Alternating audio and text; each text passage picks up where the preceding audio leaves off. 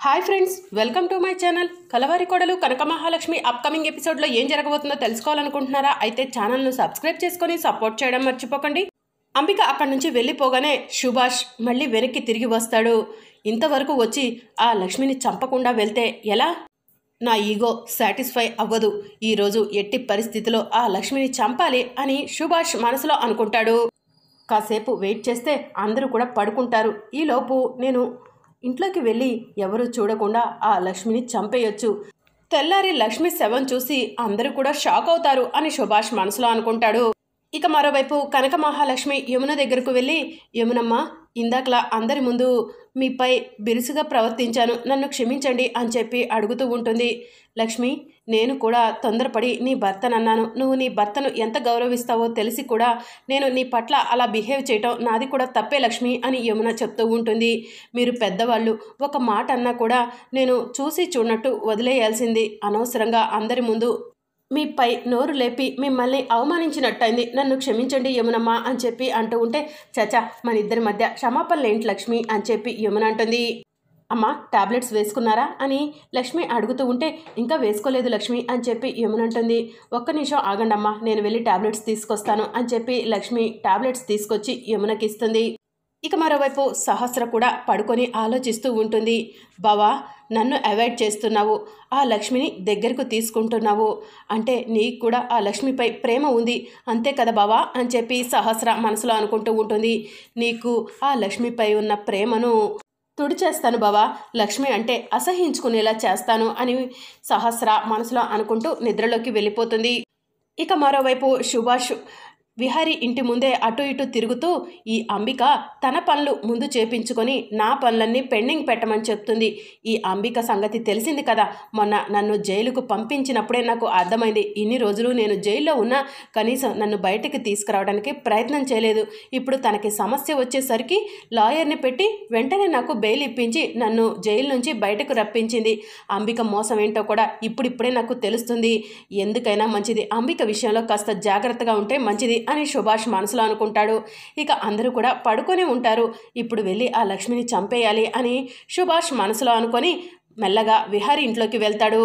ఇంకా విహారీ ఒంటరిగా కూర్చొని సహస్ర విహారీ వేలికి గాయమైందనగానే వేలుని నోట్లో పెట్టుకోవడానికి ప్రయత్నిస్తుంది కదా, ఆ విషయాన్ని గుర్తు చేసుకుంటూ ఉంటాడు. సహస్రను నేను అవాయిడ్ చేస్తున్నాను, నేను అవాయిడ్ చేస్తున్నట్టు సహస్రకు కానీ పద్మాక్షి అత్తకు కాను అనుమానం వస్తే సమస్య పెద్దదవుతుంది అని విహారీ మనసులో అనుకుంటూ ఉంటాడు. ఇక విహారీ అలా ఆలోచిస్తూ బయటికి వస్తాడు. అప్పుడే సుభాష్ విహారీ ఇంట్లోకి ఎంటర్ అవుతాడు. ఇక లక్ష్మి రూమ్లో నుంచి బయటికి వస్తూ ఉంటే సుభాష్ సడన్గా వచ్చి లక్ష్మి నోటిని మూసేస్తాడు. ఇక సుభాష్ లక్ష్మి నోటిని మూసేసి రూమ్లోకి తీసుకెళ్ళిపోయి పాకెట్ల నుంచి కత్తి తీస్తాడు. కత్తితో లక్ష్మిని పొడిచి చంపాలని ప్రయత్నం చేస్తూ ఉంటాడు. ఆ సమయంలో సుభాష్ మొహానికి మాస్క్ వేసి ఉంటుంది. ఇక సుభాష్ కత్తి తీసుకొని లక్ష్మిని పొడవబోతూ ఉంటే లక్ష్మి సుభాష్ చేతిని గట్టిగా పట్టుకుంటుంది. అదే సమయంలో విహారీ లక్ష్మి రూమ్ వరకు వస్తారు. రూమ్ డోర్ ఓపెన్ చేసి ఉండటంతో లక్ష్మి ఇంకా పడుకోలేదా, పాపం బాగా అలసిపోయినట్టుంది, రెస్ట్ తీసుకుంటుందిలే, ఈ సమయంలో నేను వెళ్ళి లక్ష్మిని డిస్టర్బ్ చేయడం ఎందుకు అని విహారీ రూమ్ వరకు వెళ్ళి వెనుతిరిగి వస్తూ ఉంటాడు. ఇక అప్పుడే లక్ష్మి తన కాళ్లకు ఉన్న పట్టీలను సౌండ్ చేస్తూ ఉంటుంది. ఇక అప్పుడు విహారీకి ఆ పట్టీల సౌండ్ వినిపించి, ఇదేంటి లక్ష్మి పట్టీల సౌండ్ ఇంతలా చేస్తుంది అని మనసులో అనుకొని వెంటనే పరిగెత్తుకుంటూ లక్ష్మి రూమ్లోకి వెళ్తాడు. అప్పుడు సుభాష్ లక్ష్మిని కత్తితో పొడవబోతూ ఉంటాడు. విహారీ సుభాష్ని గట్టిగా పట్టుకుంటాడు. ఇక సుభాష్ నేను విహారీకి దొరికిపోతాను అని మనసులో అనుకొని వెంటనే విహారీని లక్ష్మి మీదకు నెట్టేసి అక్కడి నుంచి పారిపోతూ ఉంటాడు. విహారీ సుభాష్ను పట్టుకునే ప్రయత్నం చేస్తూ ఉంటాడు. ఇక సుభాష్ దొరకకుండా వెళ్తూ ఉంటాడు. సడన్గా సుభాష్ని విహారీ గట్టిగా పట్టుకుంటాడు. మొహానికి ఉన్న మాస్క్ తొలగించాలని చూస్తూ ఉంటే సుభాష్ మొహానికి ఉన్న మాస్క్ తొలగించకుండా అటు ఇటు తల తిప్పుతూ ఉంటాడు. ఇక ఎట్టకేలకు విహారీ సుభాష్ మొహానికి ఉన్న మాస్క్ని లాగేస్తాడు. ఇక అప్పటికే ఈ సౌండ్స్ అన్ని వినిపించి కుటుంబ సభ్యులంతా కూడా నిద్ర లేచి హాల్లోకి వస్తారు.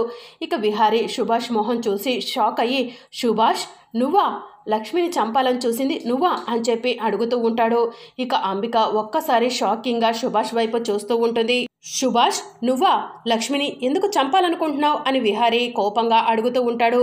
విహారీ గారు, ఈ సుభాష్ జైల్లో ఉండాలి కదా, బయటికి ఎలా వచ్చాడు అని లక్ష్మి అడుగుతూ ఉంటుంది. అవును సుభాష్, నువ్వు జైలు నుంచి బయటికి ఎలా వచ్చావు అని విహారీ అడుగుతూ ఉంటాడు. ఎవడు విహారీ వీడు అని పద్మాక్షి అడుగుతూ ఉంటుంది. వీడు మన కంపెనీలో పనిచేసే ఎంప్లాయ్ అత్తయ్య, అంబిక అత్తయ్య ఫ్రెండ్.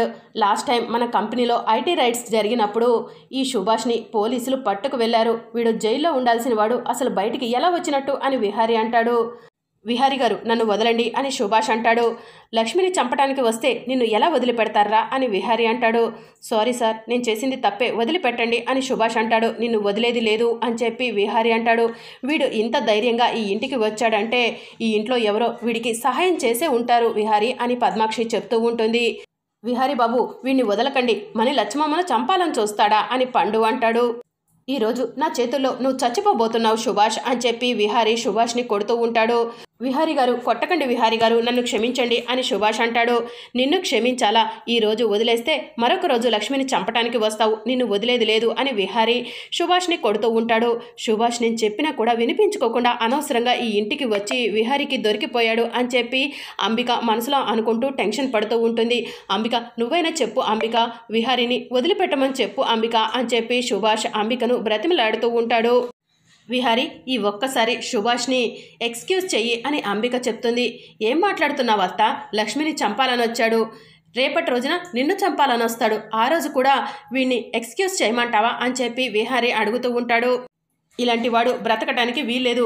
వీడు కత్తి తీసుకొచ్చి లక్ష్మిని పొడిచి చంపేయాలనుకున్నాడు. అలాంటి వాడికి ఈ భూమి మీద బ్రతికే అవకాశమే లేదు అని విహారీ సుభాష్ గొంతు పట్టుకొని నులుముతూ ఉంటాడు. విహారీ గారు, ప్లీజ్ అండి, మీ కాళ్ళు పట్టుకుంటాను, నన్ను వదిలిపెట్టండి అని సుభాష్ బ్రతిమలాడుతూ ఉంటాడు. వామ్మో, విహారీ చేతుల్లో సుభాష్ చచ్చిపోయేలా ఉన్నాడు, ఇంకా కొడితే గనక ఈ సుభాష్ నా పేరు కూడా బయట పెట్టేలా ఉన్నాడు అని అంబిక మనసులో అనుకొని విహారీ సుభాష్ని వదిలిపెట్టు అని చెప్పి గట్టిగా అరుస్తుంది.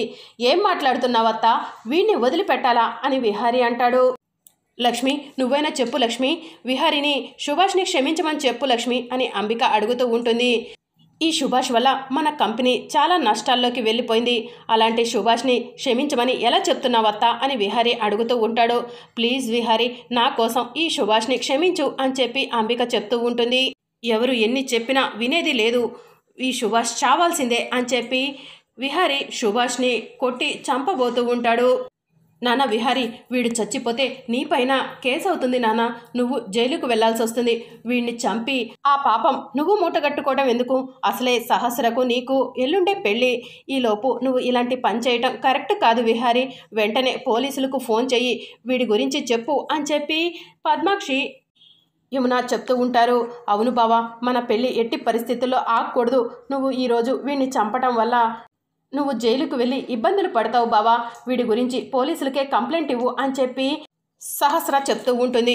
ముందు వీడు ఎలా బయటికి వచ్చాడో పోలీసులకే ఫోన్ చేసి అడుగుతాను అని విహారీ పోలీస్ వాళ్ళకు ఫోన్ చేస్తాడు.